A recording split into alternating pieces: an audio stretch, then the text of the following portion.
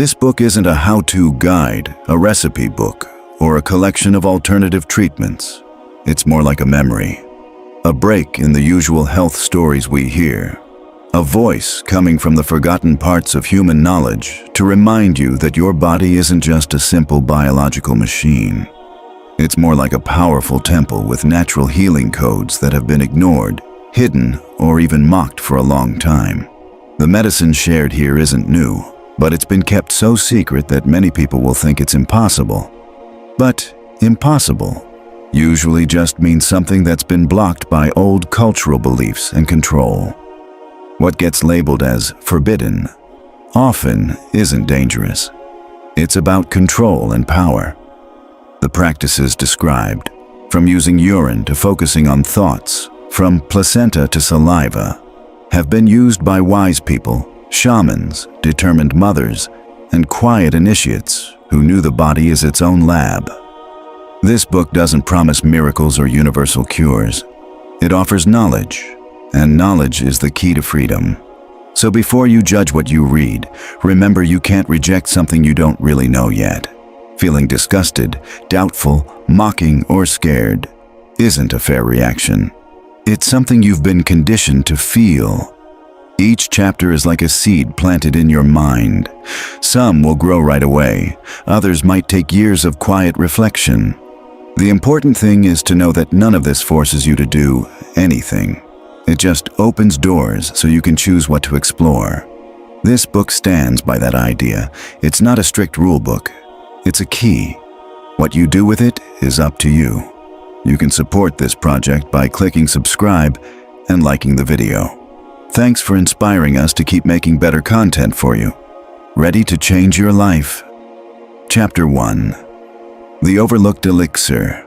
Urine as Biological Intelligence. From when we're kids, we're taught to feel ashamed or grossed out by our own bodily waste. We learn the body gets rid of waste, and that stuff needs to be hidden fast so we don't contaminate the clean image society expects. This deep belief isn't natural. It's been put into us from a young age, not just to teach hygiene, but to erase an ancient knowledge as old as our bodies. This chapter will challenge one of the biggest lies about the human body, that urine is just useless waste. By doing that, we'll open a small crack in modern medical ideas and see one of the most surprising and powerful self-healing practices, using your own urine as therapy. Urine isn't just leftover liquid or something worthless. It's a carefully filtered product made by your kidneys from your blood. The process is so complex that even today, scientists don't fully understand it. Urine contains amino acids, enzymes, hormones, immune system factors, electrolytes, stem cells, and brain-active compounds. But beyond what machines can measure, urine carries an energetic signature, a reflection of your soul's state, a kind of fingerprint showing what you think, feel, and fear. It's like the body's inner mirror sent outside to be read, understood, or even reabsorbed. Ancient cultures knew this, even if they didn't use modern science words. The Martantra, an old text connected to Vedic wisdom, talks about the practice of drinking your own morning urine. It calls this sacred water and says it can awaken awareness, lengthen life, and heal imbalances. This isn't just poetic or symbolic. It's practical. Morning urine has higher levels of healing substances like DHEA, melatonin, and immune factors that can boost healing and reset the immune system when reintroduced. Basically, it's a way to reprogram your cells. J.W. Armstrong, a pioneer of urine therapy in the West, recorded hundreds of cases where people with serious illnesses, cancer, tuberculosis, diabetes, neurological problems, improved by fasting and drinking only their urine.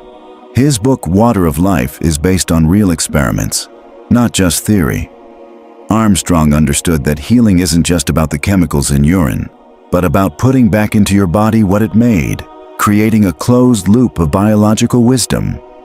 Your body doesn't get rid of something it can't handle now. Drinking it forces your body to face its limits, and then push past them. From a quantum science view, This makes sense too. When you take back a fluid full of your body's energy information, you create a feedback loop that fixes distorted patterns. Particle physics shows all matter has a coherence field that can be changed or restored by interactions. When you become both the observer and the channel of your own medicine, the quantum field reacts. So it's not just the urine that heals, it's the conscious choice to use it as a symbol and tool of healing. This fits with the old Hermetic saying, all is mind. If the universe is mental, matter is too, and matter can change through intention, presence, and recognition. Recent research also supports this idea. Small amounts of immune compounds in urine can help retrain the immune system, reducing inflammation, allergies, and autoimmune issues. This practice, similar to homeopathy, is called autotherapy, where you take antigens from your own body to help your immune system learn and heal. While mainstream medicine is cautious about this, the science is slowly catching up. What's still missing is the understanding that the healing power grows when you do it with conscious intention.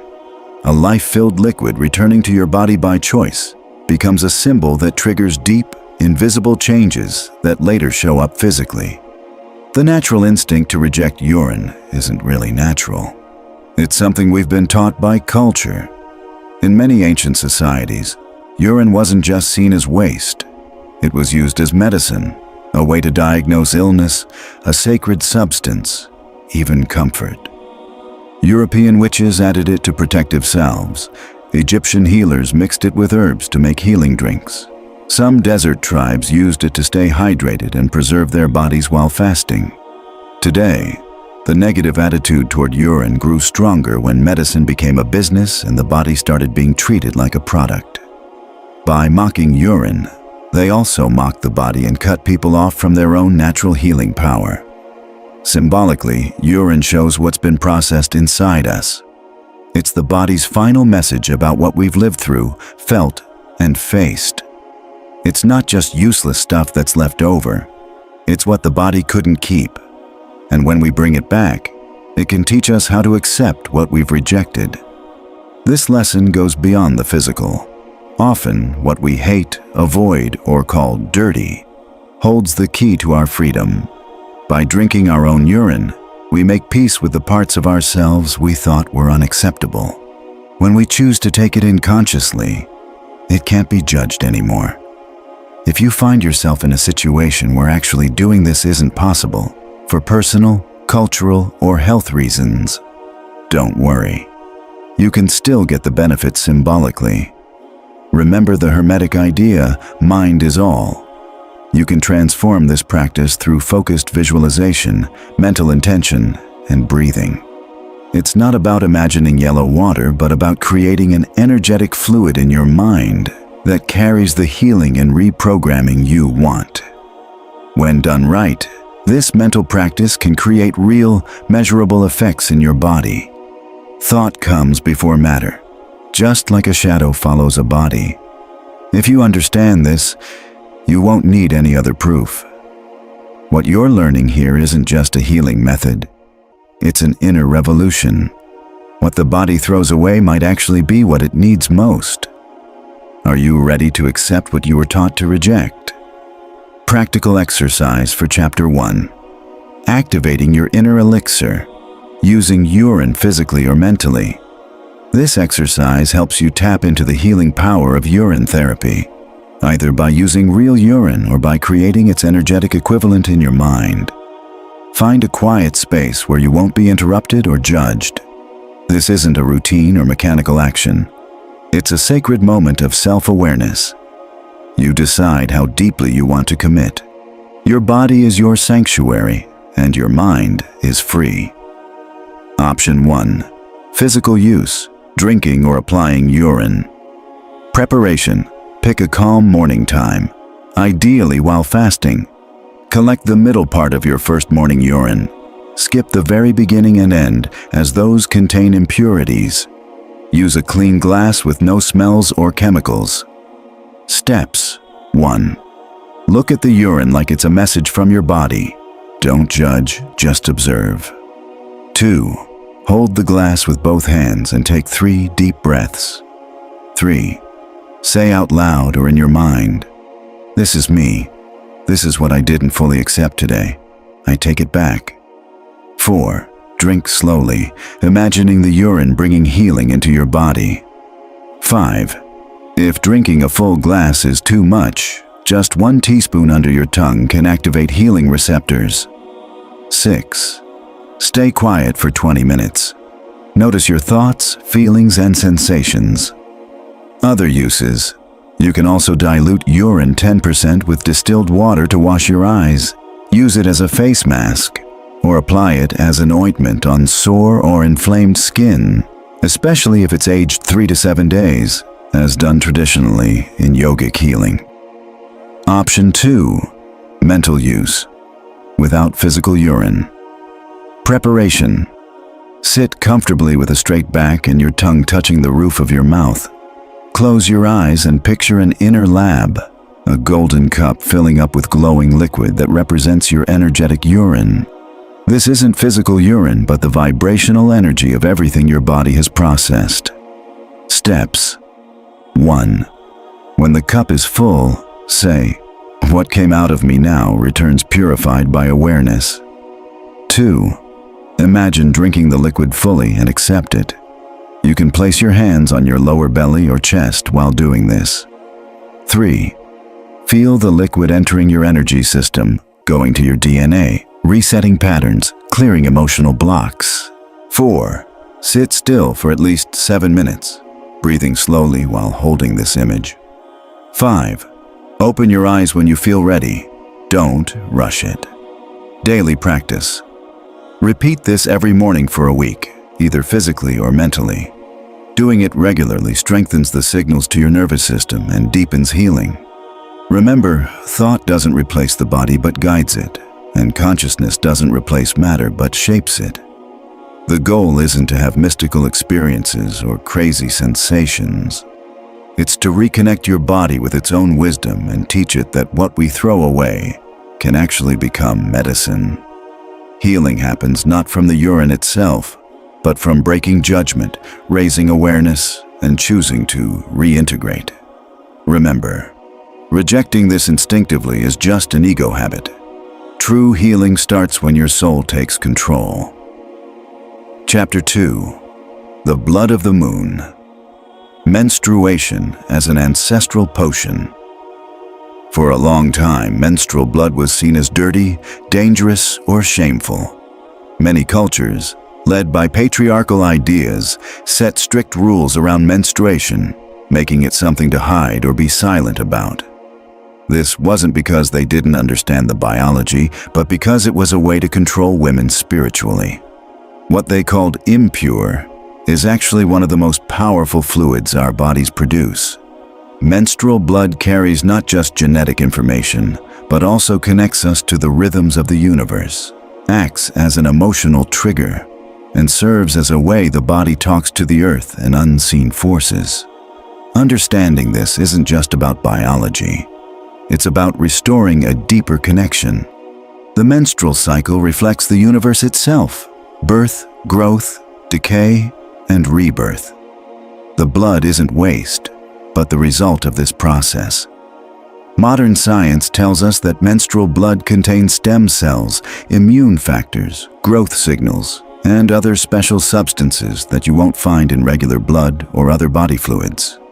The uterus lining renews itself every month, offering a kind of high-quality biological sample that could be used to heal, if we know how. Recent research is starting to explore its healing potential, especially for brain health, tissue repair, infertility, and autoimmune diseases. But the energetic and symbolic side of this blood is still mostly ignored. This chapter reveals that hidden side. In secret healing traditions that survived persecution, menstrual blood was collected, dried, and used in tinctures, offerings, or healing drinks. Witches in medieval Italy believed the first blood of the new moon carried messages about a woman's spiritual and emotional state, and mixing it with certain plants could produce visions or psychological effects. In the Andes, Women healers put menstrual blood into the earth during solstice ceremonies to boost soil fertility and keep balance between people and the planet. These weren't superstitions. They were spiritual technologies.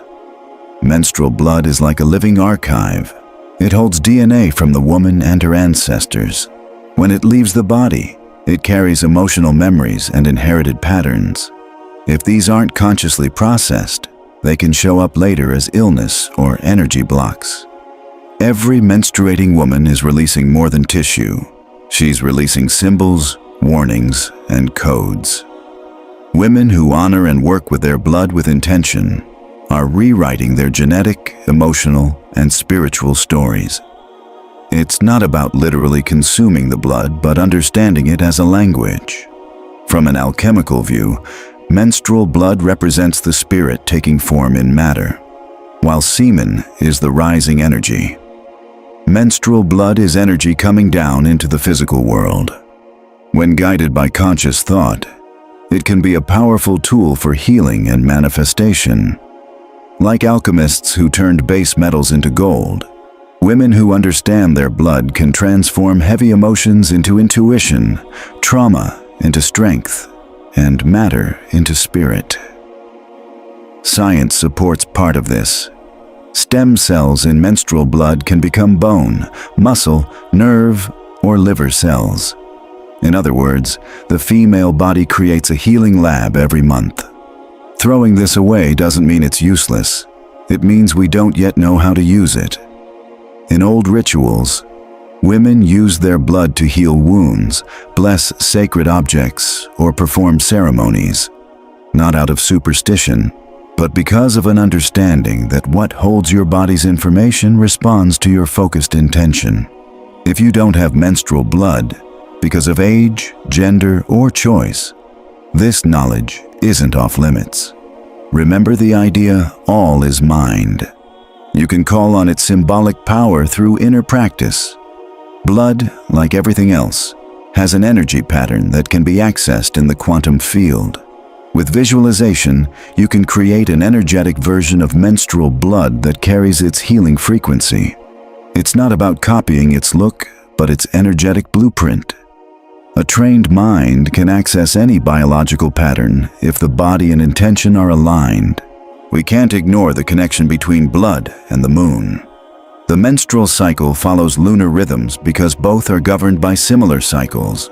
The moon controls water and body fluids, regulating tides and women's cycles. At the new moon, the body gets ready to release. At the full moon, it prepares for growth and fertility. This isn't just physical, it's spiritual. In ancient Kabbalah, the moon symbolizes the material world. When a woman bleeds, she cleanses the world. When she honors her blood, she brings light to it. This isn't just symbolism, it's energetic design. Emotional health shows us that problems with the uterus and reproductive system often relate to rejecting one's lineage, undervaluing creativity, or carrying unhealed sexual trauma. By consciously collecting her blood, a woman can start to heal these issues, not by just saying affirmations, but by the act itself. Returning blood to the earth closes a healing circle. Using it in ritual wakes up hidden power. Looking at it without disgust breaks the shame program. The body doesn't get rid of anything without reason. Menstrual blood is the end of a cycle of unused potential. But that potential isn't lost. It can be transformed. This chapter doesn't ask you to drink, keep, or apply menstrual blood without understanding. It invites you to observe, understand, and choose. If you don't have access to this blood, you can create a mental version. Menstrual energy isn't just for women. It's part of the feminine symbol everyone can access deep inside. This chapter isn't about going back to old rituals. It's about taking their core wisdom. When fully understood, the female body is more than biology. It's an altar of creation that deserves respect, attention, and conscious care. In the exercise that follows, you'll learn how to honor this knowledge, using either physical menstrual blood or its mental symbol, and use it as a tool for self-healing and reconnecting with yourself. Practical exercise for Chapter 2. Activating the lunar code. Using menstrual blood, physically or mentally, for healing and reconnection. This exercise isn't about reclaiming an old practice for appearance's sake, or just messing with body fluids. It's about restoring a conscious connection with a natural process guided by deep wisdom. When used with intention, menstrual blood isn't some outdated superstition. It's a vibrational code that helps reconnect you to the earth and balances your immune and emotional systems. You get to choose whether to work physically or symbolically with this energy. Both are valid. The key is mental focus, clear purpose, and no guilt or superstition. Your body responds to what your mind truly believes. Option 1. Physical use of menstrual blood. Before you begin, don't rush this. Find a calm space free from judgment. Pick a day when your energy feels right. Use blood from the first or second day of your period, ideally during a new or full moon. Make sure it's pure. No chemicals or synthetic materials. Use a menstrual cup, organic cotton cloth, or a sterilized glass container. Steps. 1. Sit up straight, preferably touching the ground with your body. Take 5 deep breaths just to settle into the present moment. 2. Place the blood container in front of you. Look at it without judging. Recognize it as living tissue, a symbol of your creative energy cycle. 3. Put your hands over your womb and think, this is what my body gives me as a map, a memory, and unused power. Today, I collect it, honor it, and guide it. 4. If you want to keep some, mix a small amount with mineral or spring water, 1 part blood to 9 parts water. Use this mix to paint a symbol, like a triangle, spiral, or circle, on your belly, or mark the earth to support a spiritual process. You can also place a drop on your third eye to boost intuition and energy flow. 5. Meditate, imagining the blood returning to you, not as waste, but as a glowing code. You don't have to understand it fully. Just notice the energy. Not everyone feels something right away. What counts is the connection between your mind, body, and intention. Option 2. Mental use. Creating alchemical lunar blood. This can be done by anyone. Women without periods, men, non-binary people, or anyone who wants to activate this lunar healing energy. A focused mind can recreate any energy pattern once it knows how. Steps. 1. Find a quiet place, sit up straight, close your eyes, and follow your natural breathing. 2. Picture a dark red space opening in your lower belly, whether or not you have a womb. Imagine a warm, glowing fluid forming there. Don't think of it as gross blood, but as a dense, intelligent energy. 3. Say quietly to yourself, I now create the fluid of my inner cycle, my symbolic matrix, the elixir of my transformation. 4. Visualize this fluid gently rising up your spine to your chest, where it turns into a bright sphere that radiates through your whole body. 5. Hold this image for at least 7 minutes. If distracting thoughts come up, don't fight them. Watch them dissolve into the sphere as you keep your focus. 6. When finished, take 3 deep breaths and say, my body follows my mind. What I don't have physically, I create mentally. What I create, I bring into being. How often to practice? Try this once a month, ideally at the new moon for renewal or full moon for growth. You can also use it before emotional healing, creative projects, or reconnecting with feminine energy. Don't do it like a chore. It works best when you truly want to connect. This isn't just imagining blood. The mind actually creates a real energetic substance that your body responds to. Feelings of disgust or rejection are old programs meant to keep us from reclaiming our power. Healing starts when you look at what's been forbidden with fresh eyes. This practice connects you not to old superstitions, but to something timeless. Remember, Where culture says impurity, the soul finds transformation. Chapter 3. The Bread of the Soul: Semen, Retention, and Inner Transformation. In many spiritual traditions that see the body as a temple and view desire as neutral energy, male semen isn't just about reproduction. It's considered one of the most powerful carriers of vital energy. Modern science often reduces it to just genetic material, but both Eastern teachings and Western Hermetic texts describe semen as compressed biological light, a kind of plasma carrying consciousness. When released without intention, it means losing more than just physical matter. It's a loss of energetic integrity. The male body uses hundreds of nutrients, hormones, and a lot of energy to create this substance. Each ejaculation isn't just a physical release, it's a letting go of potential. Without conscious control and spiritual direction, this loss isn't neutral. It temporarily weakens your energy field, affects brain function, changes key hormone levels, and interrupts the buildup of Jing, the Taoist concept of vital essence. Taoist alchemy, especially in texts like the Tong Ren and Zan Boduan, teaches that semen is the first element to be contained, refined, and transformed in internal alchemy practices. These traditions don't see retention as repression, but as transmutation, redirecting desire rather than denying it. Taoist sages develop techniques like the microcosmic orbit and special breathwork to move semen energy toward higher centers in the body. Desire isn't bad, it's energy to be transformed. Eliphas Levi, a Western occultist, said seminal fluid contains a man's spiritual energy in concentrated form. In magical rituals, retaining semen helped maintain focus and willpower. Losing it too often weakened mental concentration and magical ability. Similarly, Celsus said seminal force is the soul's fifth essence and should be protected like gold. These ideas aren't religious rules, but ways to work with psycho-spiritual energy.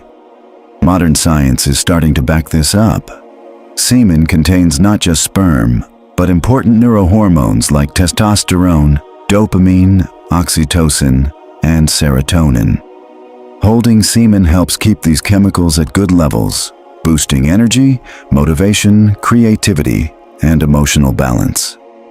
Studies show that conscious abstinence, not denial or repression, improves brain function, clarity, and immune health. It's not about guilt, but smart energy management. Like bread in a parable that can either nourish or spoil, semen can be nourishing or wasted.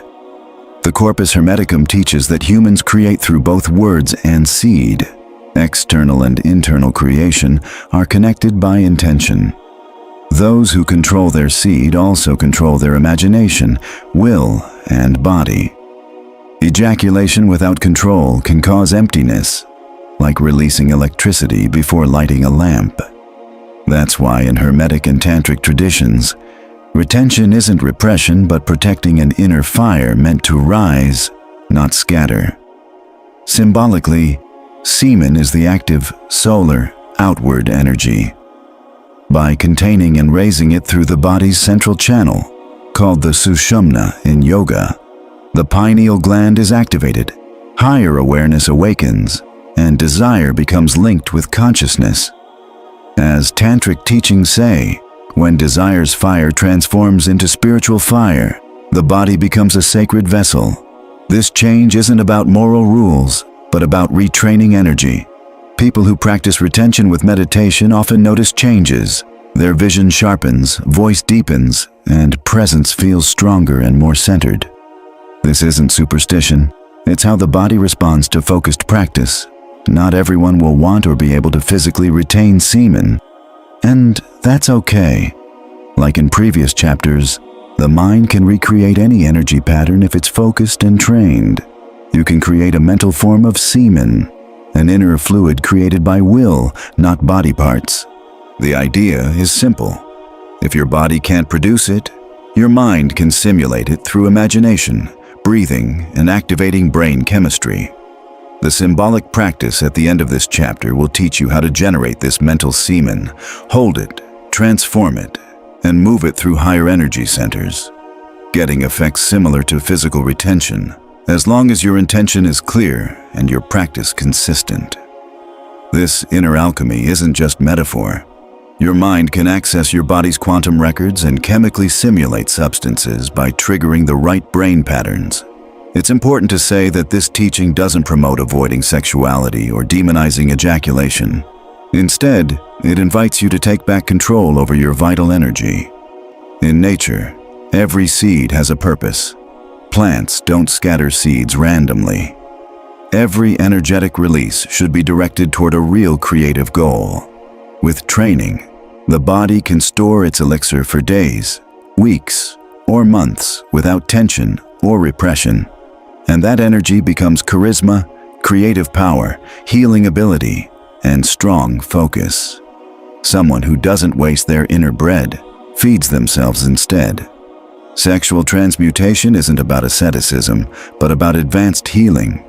Mastering it takes discipline, self-awareness, and deep understanding of the connection between body, desire, energy, and consciousness. What culture turned into addiction, the initiate transforms into a doorway. Retained or transformed semen stops being waste and becomes a substance for rising higher. The next exercise will teach you how to generate this energy inside yourself, move it without losing it, and raise it through breathing and visualization. Ejaculation won't be necessary when your inner purpose is stronger than impulse. When you learn this, you don't lose anything. You reclaim what was always yours.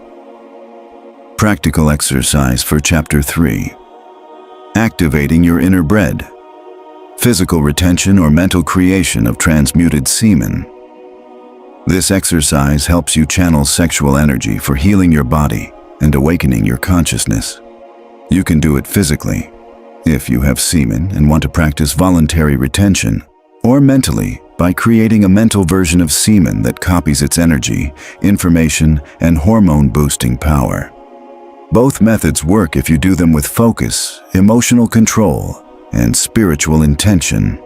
Your body follows your mind when your mind stays consistent. Approach this like an alchemical process. No rush, no expectations, no judgment. Option 1. Physical retention and transformation of semen. Before you start, make sure you're calm, not overstimulated or aroused. This practice is about energy, not sex. You should have gone at least 3 days without ejaculation to build up enough energy. Jing. Find a place free from distractions or sexual triggers. Stay focused inward. Step by step. 1. Sit up straight. Breathe in slowly through your nose for 5 seconds. Hold for 3 seconds. Then breathe out slowly through your mouth for 7 seconds. Keep this pattern for 3 minutes. 2. Focus on the area between your anus and genitals, the perineum. Imagine a small, bright sun there. That's your center for seminal energy. 3. Without touching yourself or getting aroused, picture that sun warming the base of your spine. Just notice the energy. 4. On your next deep breath, imagine the heat slowly moving up your spine, from your lower back, through your solar plexus and chest, all the way to the top of your head. 5. While holding this image, gently squeeze your perineum like you're stopping urine flow and hold your breath. Then breathe out without losing the visualization. Repeat this for at least 10 minutes. With each breath, the heat moves up, transforms, and settles in the center of your head. Afterwards, sit quietly and notice your body. If you feel aroused, don't fight it or act on it. Instead, transform that energy inward. This energy isn't for outside release, but for building your inner system. If you do this right, the urge to release will turn into a feeling of fullness and power. Option 2. Mental creation of transmuted semen for everyone. This method works for men not practicing physical retention, women wanting to awaken solar energy, or anyone who sees semen as a creative energy principle. Your energetic body has a matching vibration. Step by step. 1. Sit comfortably with your palms resting lightly on your thighs. Close your eyes and relax. 2. Imagine a small golden container in your lower belly. Inside it, a bright white glowing fluid forms.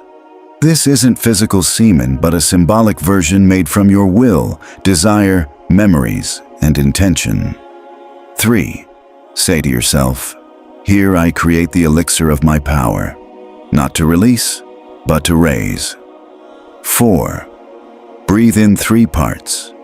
Inhale through your nose, imagining the fluid rising up your spine.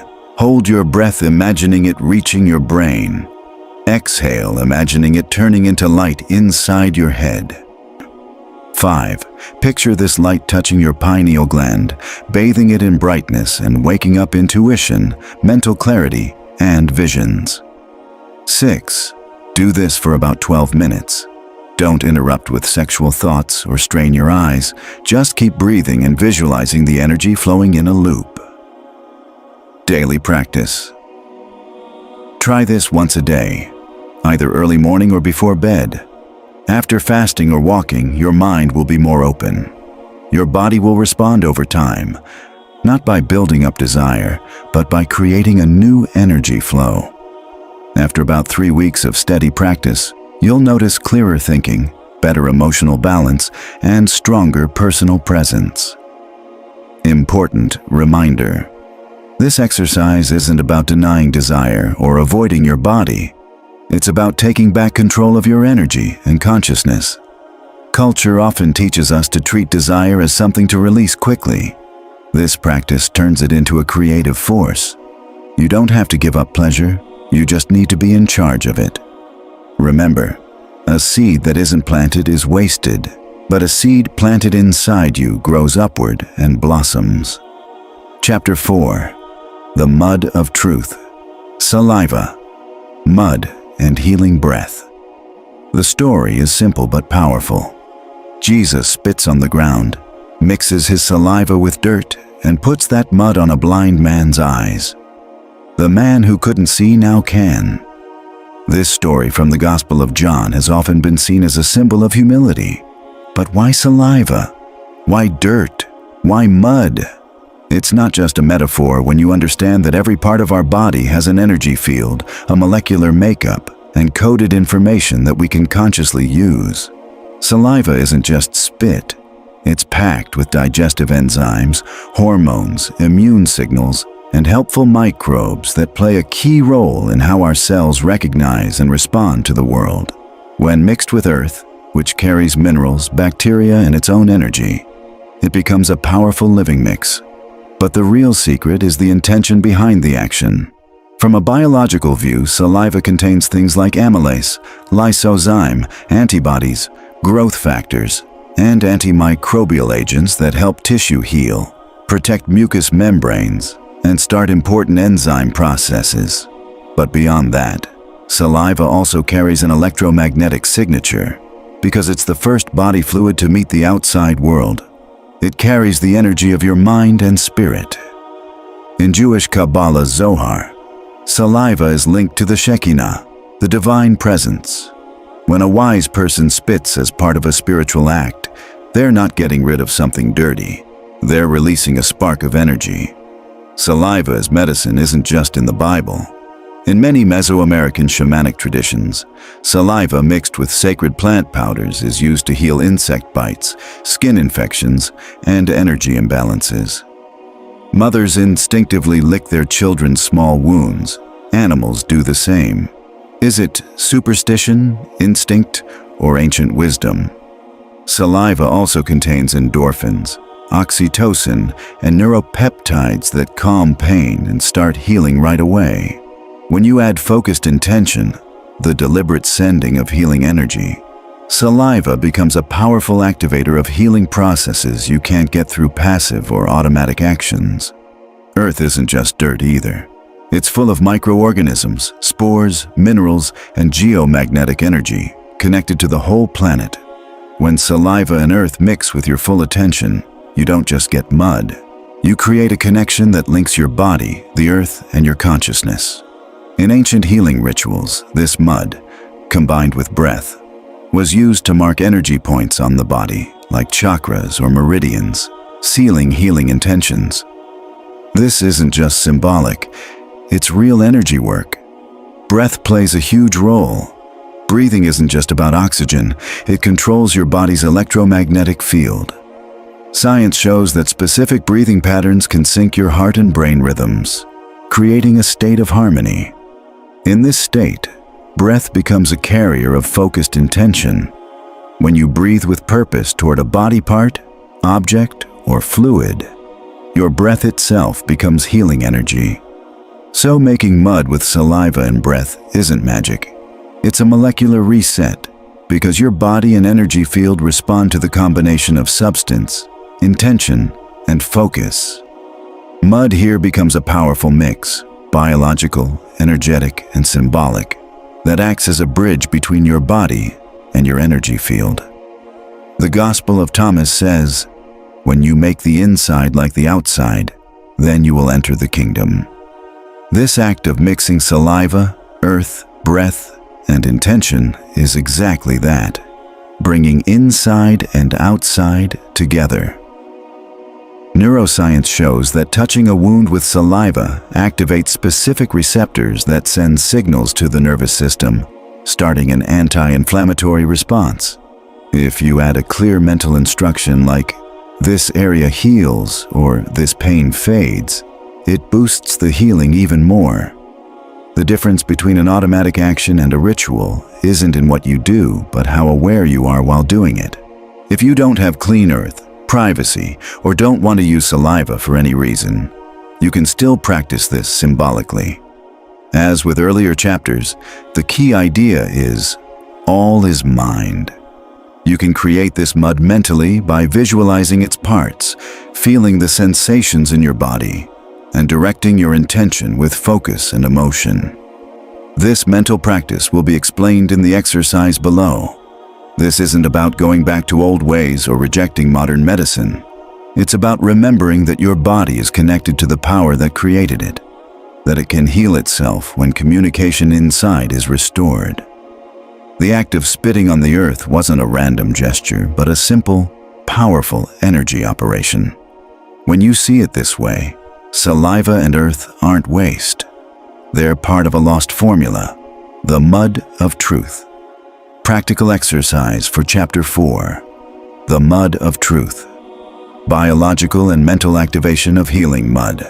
This exercise helps your body reorganize and heal itself using natural elements combined with focused intention.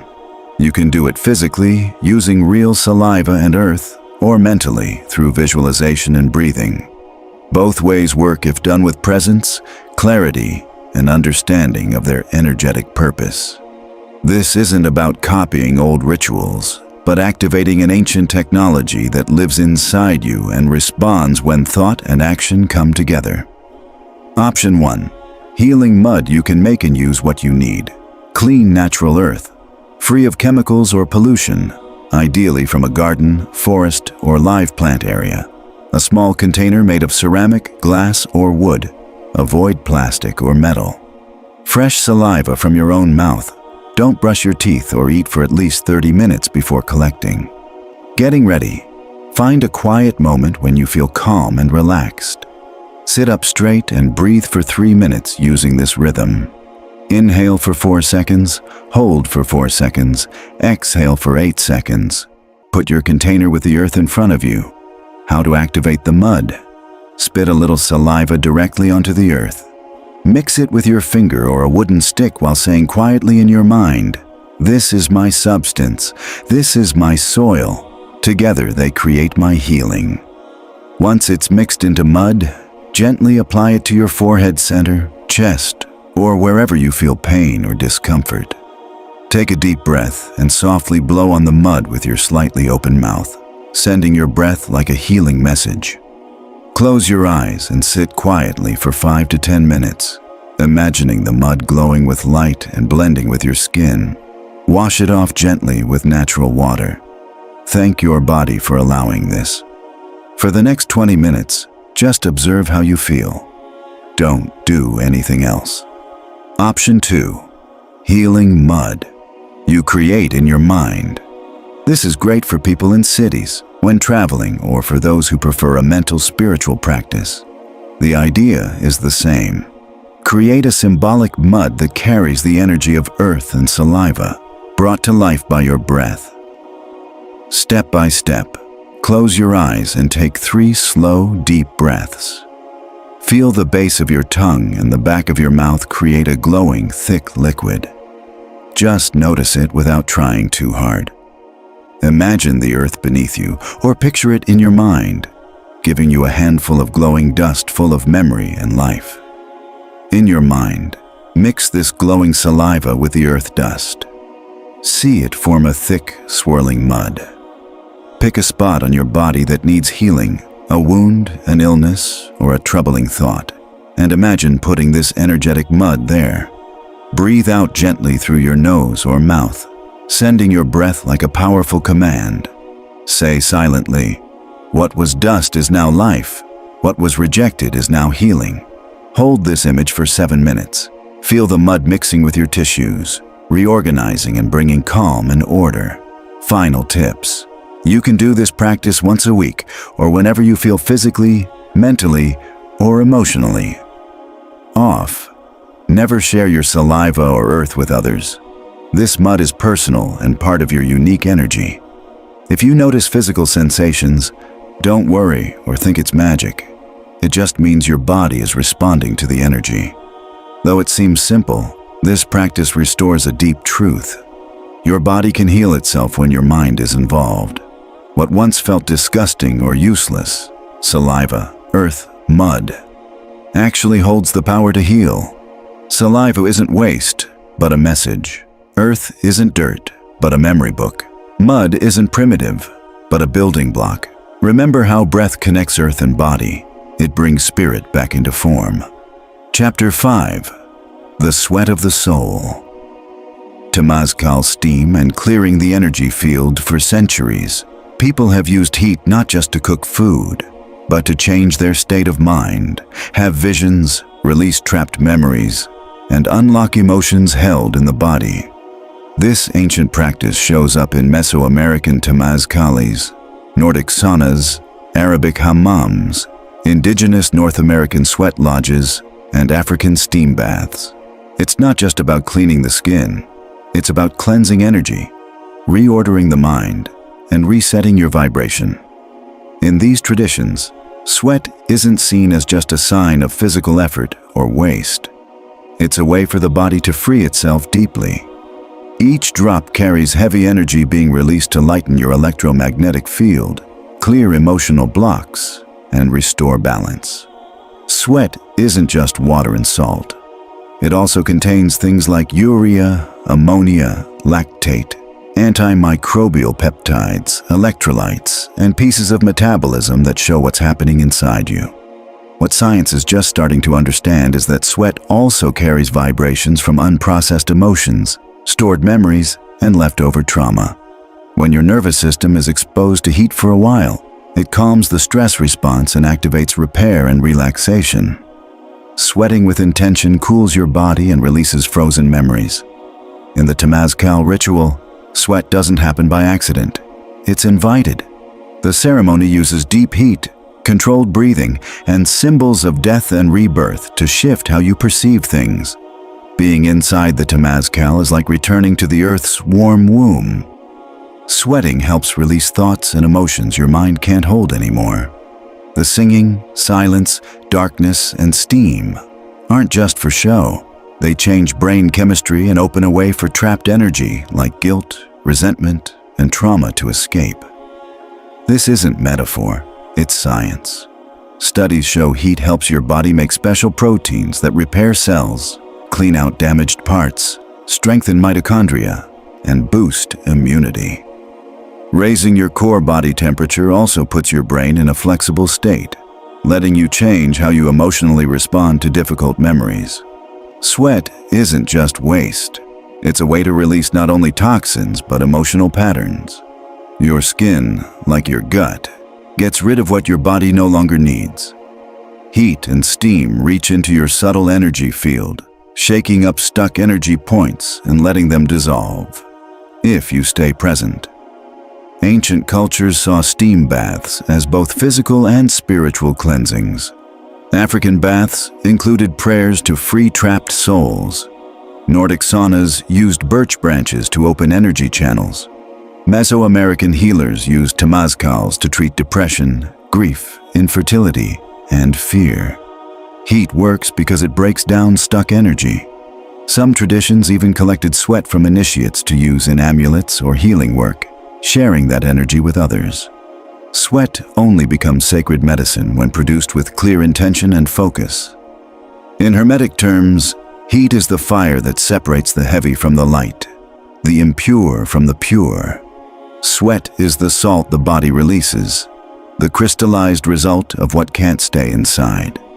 If you can't access a temazcal, sauna, or steam bath, you can still create symbolic heat through breathing, visualization, and activating your nervous system. What matters isn't the outside heat, but the inner state you reach. At the end of this chapter, you'll find instructions on how to create energetic sweat without raising your body temperature, using mental images of vapor. Your mind can trigger physical responses like sweating just by clear guidance. Sweat isn't just moisture. It's a deep language your body uses. When you sweat with awareness, your body says, "I'm letting go of what I don't need." Each drop carries information you can notice, release, and transform. Your body knows how to do this. It just needs you to stop blocking it with judgment, distraction, or impatience. After this practice, you'll see sweat as a smart substance, vapor as meaningful energy, and heat as a refining fire. Instead of looking for fire outside, find the furnace inside where memories break down and your soul cleanses. Those who learn conscious sweating touch the edge between body and spirit and begin real healing. Practical exercise for Chapter 5. Awakening your inner fire, sweat cleansing or mental vapor purge. This exercise helps you create and use sweat as a tool to clear your energy and reorganize your subtle field. You'll need to be fully focused, no distractions or emotional chaos, and understand that heat isn't just a feeling but a powerful purifier. There are two ways to do this: a physical practice for those who have access to real heat, and a mental practice for those who prefer or need to work with symbolism. In both, your mind directs the healing, not the environment. Option 1. Physical activation with real heat and focused sweating. What you need: a temazcal, sauna, steam bath, hot shower, or a closed room without drafts. Avoid electronics, bright artificial lights, or any interruptions. Make sure you're hydrated but not full. Don't eat for at least 2 hours before starting. Begin with a clear intention. This isn't just relaxing, it's about intentional release. How to do it. 1. When your body heats up and you start to sweat, close your eyes and focus on the center of your chest. Repeat a simple phrase in your mind. Through this sweat, I release memories that no longer serve me, while breathing deeply and steadily. Place your hands on your lower belly and imagine that your sweat isn't just water. It's made up of old emotions, stuck decisions, and burdens. Each drop dissolves part of your inner history. Stay like this for at least 15 minutes, just observing your body without thinking or analyzing, just letting it happen. 5. When you feel ready, curl into a fetal position for 2 minutes as a way to close the purification. 6. After leaving the heat, don't dry off right away. Let some sweat absorb, then rinse off gently with clean water, no soap or chemicals. Option 2. Mental activation. Visualizing internal vapor and alchemical sweat. Preparation. This is for those who can't or don't want to sweat physically, but know the body can respond to mental suggestion when done right. It works with your body's memory of heat and uses the idea of vapor as a cleansing force. How to do it. 1. Sit up straight with your hands resting on your knees. Close your eyes and focus on the soles of your feet. 2. Imagine a warm, gentle heat rising from your feet, moving slowly up through your legs, belly, chest, neck, and head, like internal steam. 3. When your whole body feels warmed, picture a clear sweat coming out of your pores, carrying old thoughts, inherited emotions, and forgotten pain.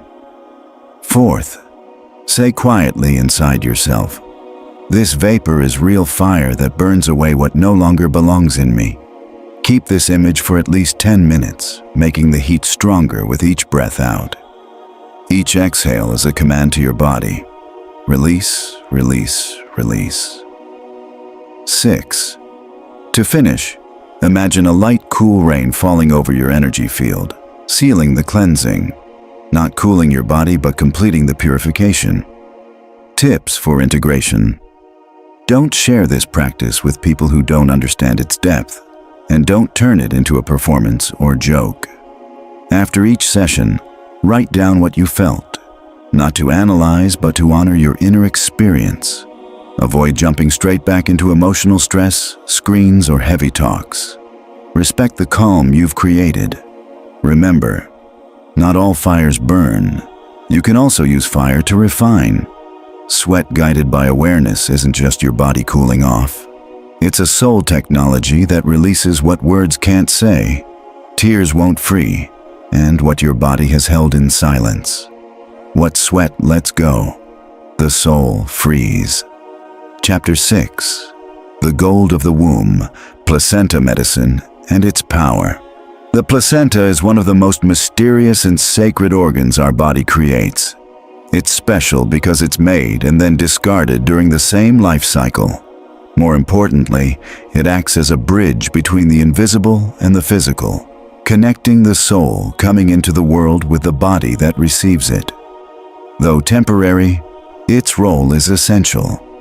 Through the placenta, the baby gets everything it needs to start life: oxygen, nutrients, immune signals, hormones, and cellular instructions. It also carries the first energetic map of the connection between the baby and the world. The fact that the placenta is usually thrown away or treated as medical waste doesn't mean it's useless. It means we've lost important knowledge. Biologically, the placenta is packed with powerful hormones like chorionic gonadotropin, progesterone, estrogen, oxytocin, and relaxin. It also contains stem cells that can become any tissue in the body, growth factors, immune regulators, and anti-inflammatory compounds that help repair and stabilize both mother and baby. But even more important than what's inside is what it symbolizes: a complete information field, a kind of biological hard drive storing the energy and instructions of that unique birth. In traditional medicine, the placenta was never wasted. For example, indigenous midwives in Mexico see it as the baby's sister, an energetic twin that should be returned to the earth to seal the baby's connection to life. In some rituals, the placenta is buried under a fruit tree to bless the child's future. In others, it's dried and saved like a genetic oracle. Some cultures even prepare it for the mother to eat after birth to help her recover faster, balance hormones, and reconnect emotionally. This practice, called placentophagy, is often dismissed by modern medicine, but recent studies show it can improve postpartum mood, increase milk supply, and speed up healing. Beyond physical benefits, the placenta holds deep meaning. It doesn't belong only to the baby or the mother. It's a shared organ created from both but designed specifically for the soul entering the world. It's like a universal matrix personalized for that life. A first altar, a guardian, the first temple. Throwing it away without awareness symbolically breaks that connection. Honoring it, even just symbolically, reconnects us with our original purpose. From a Hermetic viewpoint, the placenta represents matter shaped with intention. Its tree-like form is linked to the tree of life found in many traditions.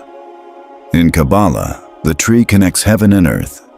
In Chinese medicine, the placenta links to the baby's vital spirit. In internal alchemy, It's seen as the mold that lets the soul anchor to the physical without losing its true nature. This mold can be reactivated in adults through special rituals reconnecting to the original matrix. Sometimes people who experience birth trauma, like C-sections without immediate contact, early separation from mom, or just lack of awareness, carry a sense of disconnection. Their energy feels fragmented, leading to feelings of being lost, confused, or stuck. Symbolically reactivating the placenta is a way to reset and return to the original source. For most people without access to their physical placenta, especially those born in hospitals, spiritual traditions offer a mental visualization technique that recreates the placenta's energy and healing power. This isn't just imagination, it's a powerful quantum process. The brain, when guided carefully, activates neural pathways just like the real experience. The mind can reconnect with this original energy without the physical organ. On the deepest spiritual level, the placenta is thought to continue existing as an etheric double connected to your energy field throughout life. This subtle placenta can be accessed and used like a biological archive, a holographic library of your life's purpose. Some spiritual healing traditions work with this placental record to uncover early traumas, recover mission memories, and realign your life's path. Though still little known in mainstream medicine, these practices have been preserved by non-colonized cultures and are beginning to be recognized again. This isn't about promoting risky practices or romanticizing biology.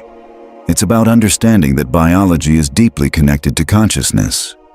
Every organ serves a higher energetic purpose. The placenta isn't just birth waste. It's the soul's original mold. Its memory, structure, and energy can be called forth with humility, precision, and intention. When this happens, the soul feels whole again, as if the body finally remembers where it came from. Chapter 6. Reactivating your original blueprint, using the placenta for healing. This exercise is designed to reconnect you with the energetic starting point of your life, your incarnation. It's not about reliving birth, but about resetting your energy field with the original information your soul brought into your body. If you have access to your physical placenta, preserved as capsules or powder, you can use it directly. But most people will work with a mental version, creating a symbolic placenta in their mind. This practice needs to be done seriously, without distractions, and with respect. The symbols here are real tools, not just imagination. Option 1. Using preserved placenta, capsules, or powder. What you'll need: a placenta capsule or powder saved from birth, a quiet, private space without distractions, a glass of clean water, a relaxed body, not hungry or digesting. How to do it. 1. Hold a capsule or a small bit of powder in your hand. 2. Place your other hand on your heart and take 3 deep, slow breaths. 3. Imagine that what you're about to take isn't just food, but a powerful energy that reactivates your original life blueprint, the matrix that shaped your incarnation. 4. As you swallow it, say quietly in your mind, "What supported me at the start now returns to shape me again. I restore the true harmony of my body, soul, and purpose." 5. Sit quietly for 15 minutes, breathing naturally and letting your body reorganize itself. Option 2. Using a mental placenta for those without physical access. Getting ready. Sit or lie down in a calm place, without distractions. Keep your spine straight and your belly relaxed. Do this when your mind is clear. Morning or before sleep works well. Building the mental placenta. 1. Close your eyes and focus on the spot just below your navel, your energetic center of creation. 2. Picture a soft, round organ forming there. It's not real flesh, but a meaningful symbol. 3. See it glowing with a pulsing, deep red light, as if it's breathing. This is your mental placenta, the matrix that brought you into your body. 4. Feel it send out a gentle vibration that moves up your spine and spreads through your organs, glands, and joints. Don't analyze, just feel the energy. Speaking the energy. While this energy flows, repeat quietly in your mind, I reactivate the original blueprint of my life. My body rebuilds its true form. My purpose comes into alignment. The first design is restored. Completing the practice. 5. Stay with this for 10 to 15 minutes, breathing slowly and imagining your skin and energy adjusting to this perfect internal shape. 6. When you're done, place both hands on your belly and say, I am renewed. I now carry within me the perfect form I was given at birth. When to practice. Do this once each new moon or whenever you feel out of balance, lost, confused about your purpose, or need a deep emotional reset. It can also help before big decisions or to close intense healing processes. Important note: this isn't meant to bring up birth trauma or replace medical care. It's a vibrational tool to help reorganize your life's purpose by reconnecting with your original energy blueprint. Sometimes the effects will be subtle and quiet, not dramatic. Healing often comes as calm order, and that's powerful. Remember, the placenta isn't about the past, it's about your origin. When you remember it, you remember your true mission. Chapter 7. The Body as Medicine. Fasting, autophagy, and focused. Healing. Our bodies aren't meant to rely on constant eating. This isn't just spiritual talk. It's based on biology, history, and deeper understanding. Since ancient times, people have known that fasting, not as punishment, but as a sacred practice, opens the door to healing, clearer perception, and strength that you can't get while digesting food. Jesus spent 40 days fasting in the desert before starting his ministry. Buddha fasted long enough to find balance between too much and too little. Moses fasted on Mount Sinai to receive the law. In all these stories, stopping food was about making space for a higher kind of intelligence to speak. Science has only recently started to catch up. In 2016, Yoshinori Ohsumi won the Nobel Prize for discovering autophagy, a natural process where, when no food is coming in, your cells start recycling damaged or old parts. This isn't harmful. It's your body's way of healing itself from the inside out. Normally, autophagy works at a low level, but during longer fasts, it kicks into high gear, cleansing your nervous system, liver, gut, joints, and even your cell mitochondria. What science hasn't fully measured yet is that this process also clears emotional and energetic baggage. Not only does your body break down tissues, it also lets go of old memories, stuck emotional patterns, and deep trauma stored as energy. When you fast, you create space inside, and in that quiet, hidden issues can surface and dissolve. Many people report memories, visions, and feelings rising during fasts. Not hallucinations, but deep cleansing. Your biology opens the door to consciousness, and your body becomes its own medicine. From an ancient Hermetic view, fasting is like distilling energy. Digestion takes about 30% of your daily energy, and fasting redirects that energy toward repairing cells and reorganizing your subtle energy field. This is called solve et coagula, breaking down and rebuilding stronger. So fasting isn't just skipping meals, it's a deliberate act of total reset. You also need to clear mental clutter, stop judgment, compulsions, and repetitive thoughts. Your body needs quiet space to listen to itself. Many modern illnesses come from congestion, clogged organs, blood, thoughts, and emotions. Fasting helps clear that. When your gut isn't busy digesting, it stops making certain hormones and enzymes and enters a resting state. During this time, gut cells send out tiny packages called exosomes that communicate with your immune and nervous systems, helping them reorganize. Your body also makes ketones, fuel that protects your brain and activates healing genes.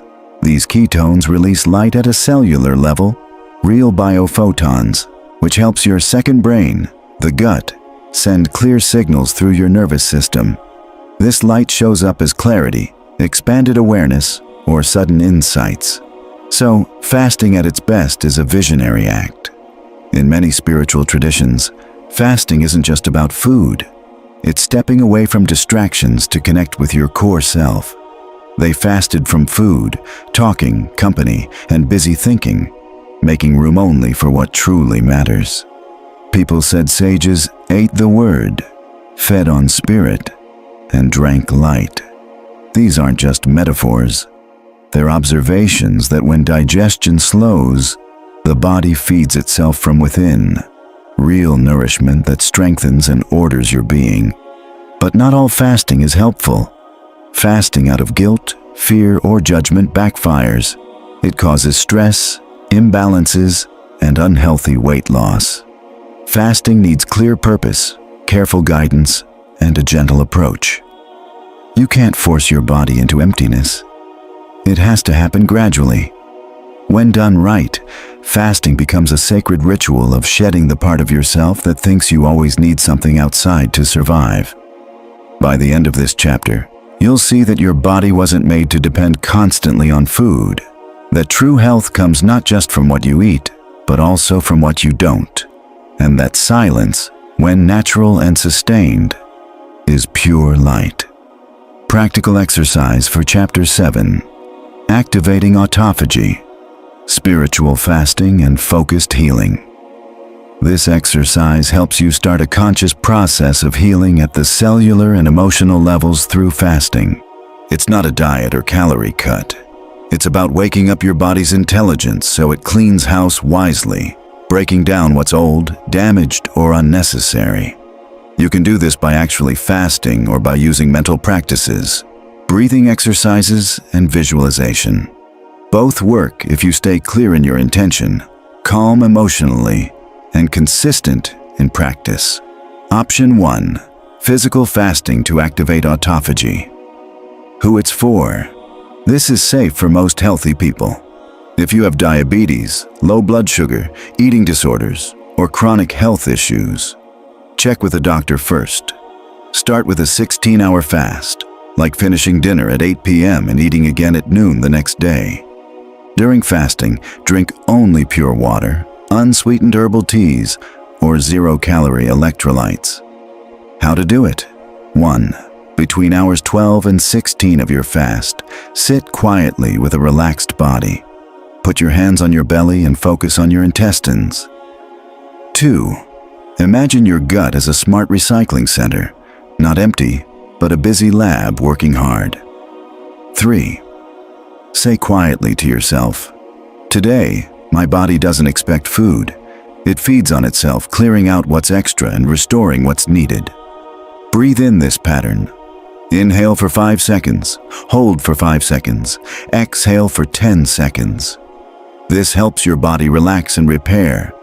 Stay in this focused state for at least 10 minutes, sensing your cells fixing mistakes, breaking down waste, and releasing stored energy.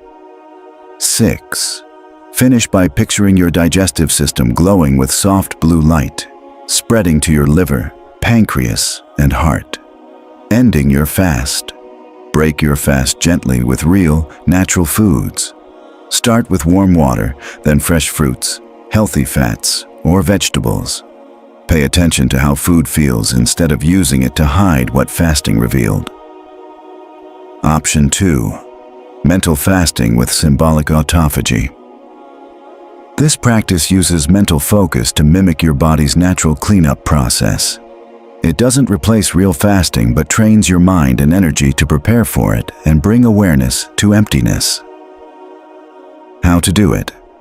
1. Sit comfortably, close your eyes, and focus on your belly. 2.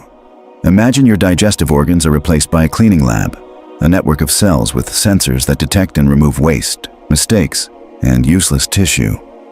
3. Say quietly, "Today I don't feed my body from outside. I let it empty so it can clear what no longer serves me." 4. Visualize tiny white light spheres moving inside you, each one a cell activated for autophagy. They find waste and absorb it. They find damage and break it down. 5. Breathe slowly and silently. Inhale the feeling of dissolving. Exhale the feeling of restoring. 6. After 10 to 15 minutes, sit quietly without trying to analyze. Just let your body reset itself. How often? Do this 2 to 3 times a week. If you're fasting physically, include this during your non-eating hours. If you're doing the mental exercise, use it to prepare for real fasts. The goal is to create balance, not restriction. Final note: fasting isn't about controlling your body. It's about trusting its natural ability to heal and renew. When you stop interfering, your body knows what to do. Watch without fear as emptiness opens space for truth. Remember, what your body can't process through food becomes clear in silence. Chapter 8. Poop as Seed, Gut Bacteria and Reprogramming Your Reality. Among all the things our body gets rid of, poop is usually seen as the lowest and grossest. We hide it away and think of it as pure waste after digestion.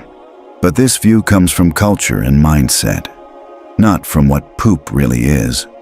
Poop holds an important part of the body's inner language, a source of information and, as many ancient cultures knew, a kind of code that can be reused to reset your mind and life. Poop is alive. Every gram contains between 100 billion and 1 trillion bacteria, plus other tiny living things like viruses and fungi. It's a direct snapshot of what's happening in your gut and your emotional state. What you release isn't just what your body didn't absorb. It's the result of what you ate, what you thought, felt, and didn't express. So poop becomes a mirror. It reflects not just your diet, but also your mindset. What you let go holds more wisdom than most things you put in your mouth. Modern science has only recently realized how smart our gut bacteria are. The gut has more neurons than your spinal cord, produces 90% of the body's serotonin, the feel-good chemical, controls your immune system, and reacts immediately to your emotions. But that's just the start. Ancient people called the gut the first brain, not because of neuron count, but because it influences how we feel and experience life through its bacteria. In African and Native American shamanic traditions, dried poop mixed with plant powders was used in rituals to help visions, strengthen willpower, or seal cleansing ceremonies. This isn't superstition. It's treating poop as an energy carrier. Some cultures buried it in circles as a symbol of letting go of the old and welcoming the new. It's alchemy, turning waste into seed, transforming what's expelled into the start of something new. Today, doctors use fecal microbiota transplants, FMT, to treat severe infections and autoimmune problems. This involves transferring healthy gut bacteria from a donor into a patient's colon, resetting their internal ecosystem. People have reported quick improvements in depression, sleep, addiction, and hormone issues. Science still hesitates to admit that these changes come not just from bacteria, but from the information those bacteria carry. Metaphysically, the gut is like a printer for your mind. Your thoughts and feelings leave a mark there. Strong, repeated emotions settle in your body, especially your digestive system, creating patterns that don't just respond to food, but also to your mental state. Changing your gut bacteria can change how your mind processes reality. Food doesn't simply become poop. It passes through filters of belief, feeling, and symbolism. The healthiest food might make you sick if your mind is conflicted, while heavy food might digest well if your mind is peaceful. By letting go of poop, your body gives you more than waste. It gives you a map of your emotional world. Those who learn to watch, understand, and eventually reseed that material, whether literally or symbolically, gain a power beyond regular medicine. It's not about eating what you expelled, but about knowing that the information in poop can reboot your inner ecosystem. Like a farmer picks good compost to enrich soil, you can use what's expelled to rebuild your body, emotions, and energy. If you can't or don't want to do physical bacteriotherapy, there's a powerful symbolic option: mental bacterial planting. Using focused imagination and feeling, you can introduce healthy bacteria patterns into your gut through visualization and emotional focus. This doesn't replace your body, but teaches it new ways to organize. The body can't tell the difference between real and vividly imagined images when held with strong emotion and clear intention. This practice will be explained at the end of the chapter.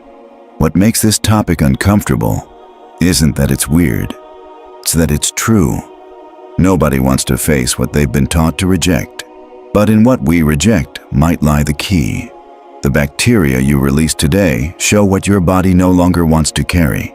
If you change that information, what was once waste becomes seed, what was garbage becomes code, and your gut, far from a sewer, shows itself as a quantum garden waiting to be replanted.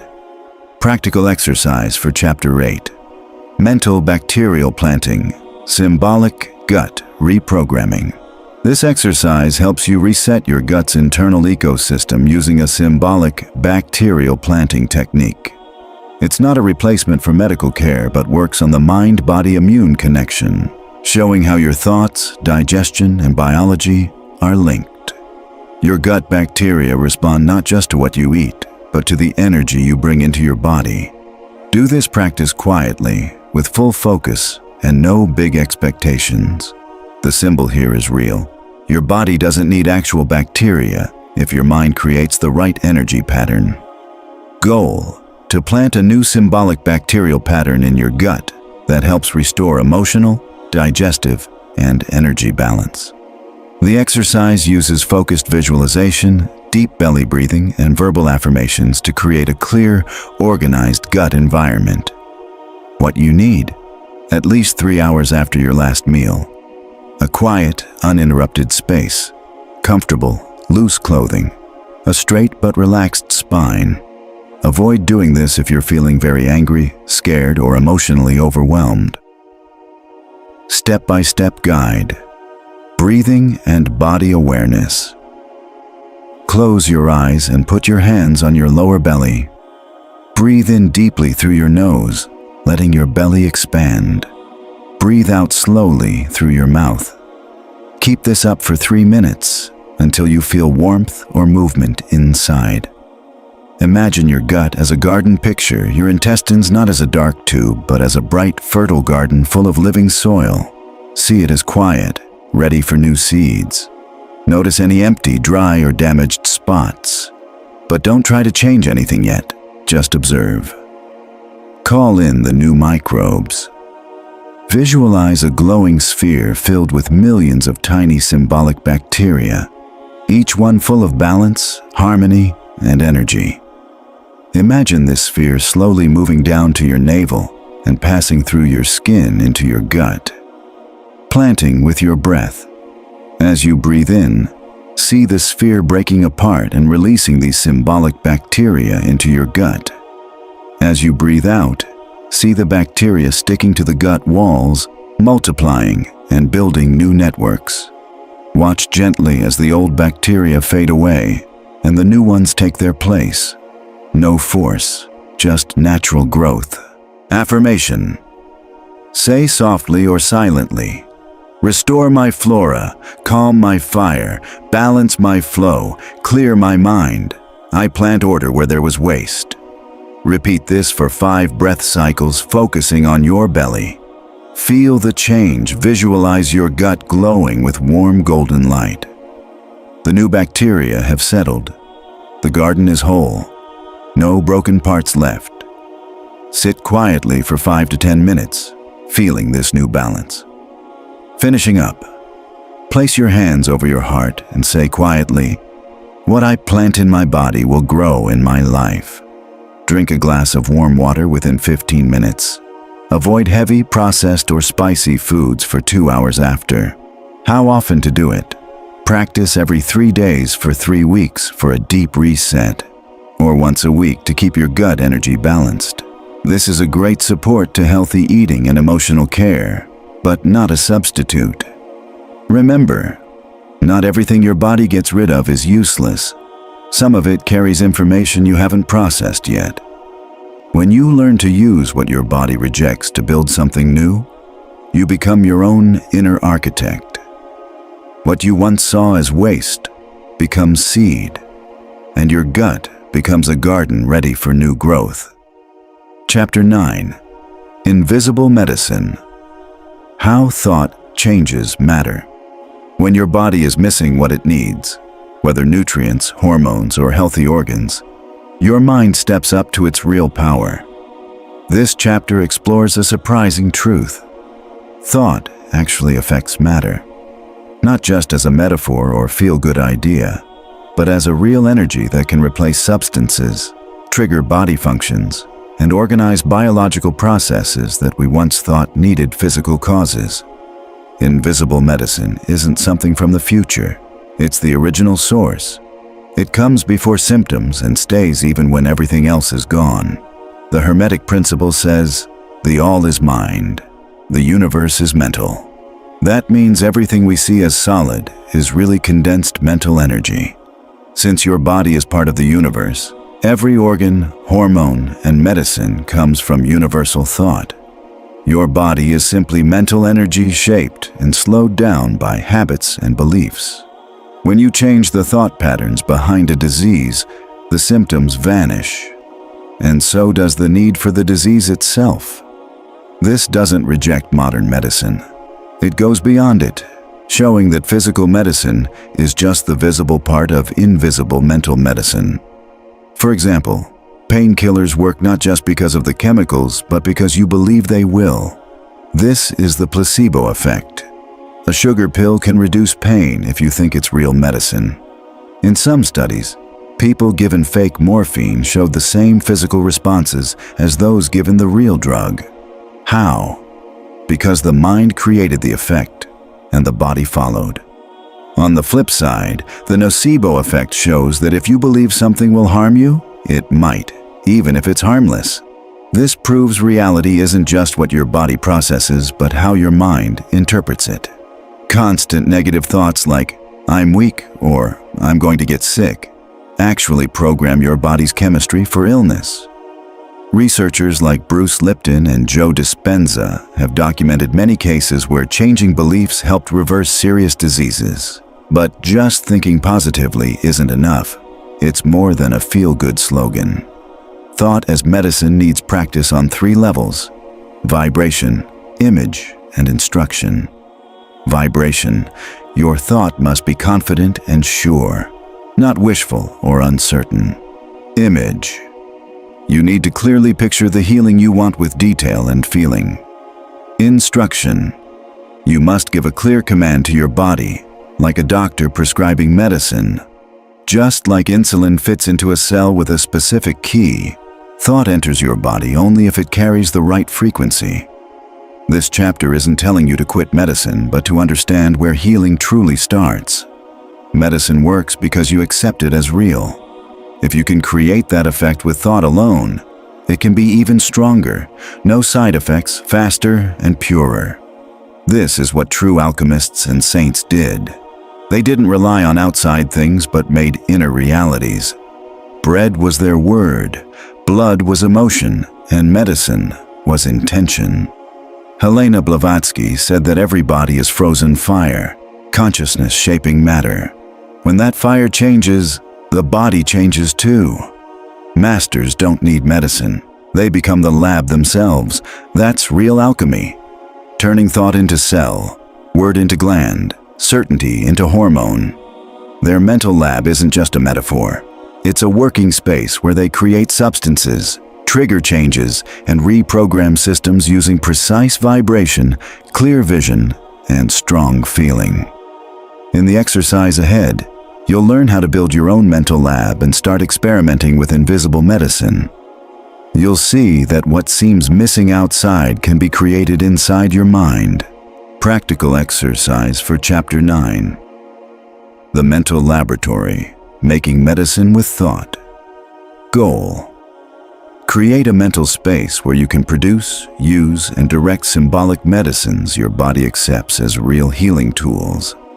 This isn't imagination or metaphor.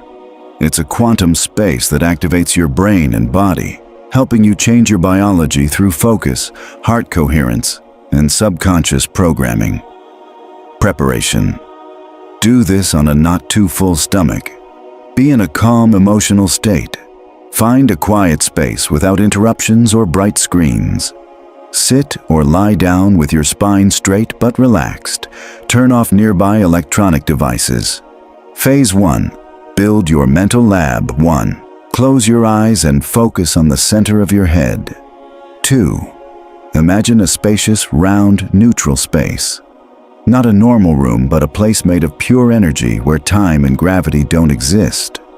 3. Know that this space is made of mental stuff that you can shape however you want. 4. Create a central table filled with lab tools, test tubes, flasks, screens, vials. 5. Add a control panel with buttons, dials, thermometers, sensors, and lights. 6. Picture bottles on a shelf labeled with things like dopamine, collagen, oxytocin, insulin, antibodies, cellular light, structured water, digestive enzymes, and regenerative proteins. Don't invent them. Just see what your mind naturally knows. 7. Only what matches your conscious energy works here. No outside interference allowed. Phase 2. Create your custom mental medicine. Think about what your body needs right now. Maybe a hormone, healing substance, or emotional balance. 2. For example, if you need melatonin to help sleep, create regenerative vibrational melatonin. Go to your table, place an empty vial, and use your control panel to name it. Regenerative melatonin, with a peaceful night energy and a glowing indigo color. 4. Watch the vial fill with a glowing or liquid substance. Notice its thickness, color, and vibration. Phase 3. Take your mental medicine. 1. Pick a spot to receive it. Your mental tongue, solar plexus, belly button, or heart. 2. Open the vial and breathe in the medicine's energy like a gentle drop-by-drop infusion. 3. With each breath, feel the medicine enter, reach the right place, and start fixing things. Notice any resistance or changes. Don't force anything, just guide for 3 minutes. 5. Keep breathing, letting the medicine spread, work, and heal. 6. Then look at a mental screen in your lab showing before and after. Not with numbers, but with feelings like more light, balance, warmth, or calm. Phase 4. Close the ritual and program. Your body. 1. Close the vial and put it back on the shelf. 2. Go to the control panel and press Record Formula in Body Energy Field. This tells your body to make this medicine itself when it needs it later. 3. Silently say, "What I create in my mind, my body accepts as real. Matter obeys my will because my will comes from the universe." 4. Practice daily with different medicines or repeat one for a week to strengthen its effect. Over time, you'll be able to create more complex formulas. Sometimes, your subconscious will give you new formulas when you're ready. Important. Note, what you think here isn't just an idea, it's a real instruction. Strong, focused thought acts like a chemical in your system. You've been influencing your body all along. Now, you'll do it on purpose. Chapter 10. The Alchemist of the Future. Integration, warnings, and hidden paths. A true alchemist isn't just someone mixing substances. They're someone who doesn't get lost when doors to hidden knowledge open. It's not the knowledge itself that's the challenge, but the awareness receiving it. This chapter won't add more techniques or practices because if you've made it this far, you already have the full map. What's left is a warning. Any map can turn into a maze if you don't have an inner compass. That compass isn't blind faith or cold logic. It's spiritual discernment. born from humility and strength. Every practice you've seen here, from urine to placenta, mud to thought, is not medicine by itself, but a mirror of your own intention. If you look at your own fluids with disgust or unhealthy curiosity, those substances will symbolize sickness or madness. If your mental healing is driven by childish wishes for magic, your internal lab becomes an empty stage. Energy follows consciousness without clear awareness. It distorts. So this chapter is a pause before the dizzying leap forward, a chance to look back and understand what you've truly awakened. History teaches us that seekers fall not from ignorance, but from arrogance. It wasn't the practices that destroyed the Essenes, Rosicrucians, or alchemists of the past. It was their lack of spiritual maturity. They accessed symbols without having transcended their egos, stuck in their narrow minds and unhealed desires.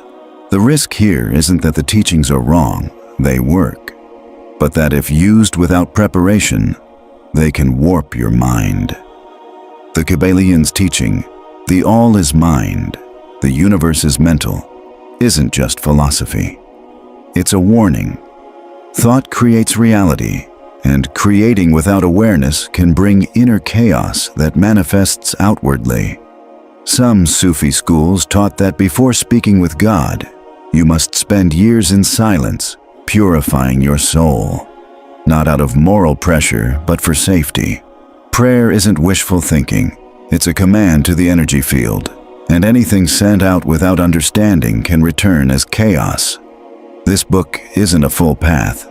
It's a key that opens a door. If you haven't felt a change in how you live in your body by now, it's okay to close the book and wait. The next steps aren't for those who haven't changed their breath, focus, and inner voice. Those who still see the body as just a machine that ages, not as an antenna receiving signals. But if you have realized that substances aren't impure, but keys to vibration, if you understand it's not what you consume, but what your soul sends out, if you've awakened to how intention changes molecules, then this book becomes a living code. From now on, every meal will be a ritual, every thought a precise tool, every breath a healing act. The alchemist of the future doesn't wait for potions. They create them. They don't look for answers outside. They change the universe from within. There are mistakes to avoid. 1. Thinking impurity is in the substance instead of intention. A vial of saliva is garbage to an untrained mind, but a cure to the awakened. 2. Turning symbols into superstition. Imagining the placenta without understanding its energy leads to imbalance, not healing. 3. Believing you can casually play with these practices. Every energetic exercise, even symbolic, changes your energy field. Without guidance, emotional work, and clear purpose, you risk opening doors to harmful energies. How do you move forward? The answer isn't in this book, but in what you do next. If you want to go deeper, seek out ancient sources, old Ayurvedic texts, forbidden medical manuscripts, indigenous healing knowledge, alchemical writings, Gnostic texts linking body and soul. Many aren't on the line. They live in private circles or secret archives. The true seeker doesn't ask for a path, they sense it. Where the signal is weak, consciousness turns it into revelation. There's a way to receive more. Ask from your soul. Want to learn about menstrual blood and energy? Ask the ancestral feminine. Want to understand light fasting? Ask your inner Buddha. Want to know how semen builds spiritual power? Ask the solar force at your spine's base. This is the way. Ask without words. Receive beyond language. Act without fear. Final warning. Not everything forbidden is false, but everything true has been forbidden. This isn't just a slogan. It's history. Medicine that empowers human freedom has been erased or banned because free people don't need controllers, and systems that feed on fear want broken bodies to survive. This book isn't about rebellion. It's about return, not about alternatives. It's about remembering. Not struggle, it's alchemy. When you close this book, know nothing ends. You've started inner processes that won't stop. You'll turn away from the fake. You'll recall forgotten recipes. You'll treat your body like a temple. You'll act like someone who knows they are immortal in essence. Then you won't need books anymore. The next chapter will be written in your own blood. Amen.